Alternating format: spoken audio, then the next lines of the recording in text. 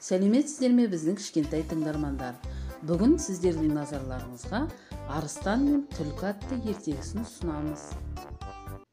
Арыстан мен түлкі. Жүйткіп келе жатқан түлкі бір жемтікке кездеседі. Жақсы атанбақ болып, мұны жемтік жейтін аңдардың бәріне хабарлайды. Барлық аң жиналады. Аңдар жемтікке ауыз салайын десе, арыстаннан асуға батын алмайды. Сонда түлкі жылмаңдап: "Ел ағасы бөлсін" дейді арыстанға жалтақтай қарап. Сонда арыстан орнынан тұрады. "Мен айтсам, бұл жемтіктің бір бөлігі менің арыстан атыма, бір бөлігі күштілігіме, енді бір бөлігі кімнің тісі тисе сау қалмайды" дейді. Мұны естіген соң аңдар бастары салбырап, тарап кете барады. Бұған түлкі іштей ызаланып кек сақтайды.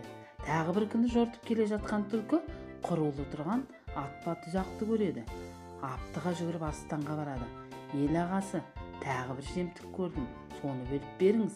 "Ал онда баста" дейді арыстан. Жалман қаққан түлкі ертіп алып тұзаққа таяп келгенде: "Сіз осы жолмен тіке жүре беріңіз, мен мына жақты шола кетейін" деп жолдан тайсақтап айналып өтеді. Аңғал арыстан бұрылыссыз тура тарта береді. Алшаңдап келе жатып атпа тұзақты басып қалады да ағашқа ілініп салақтап қалады.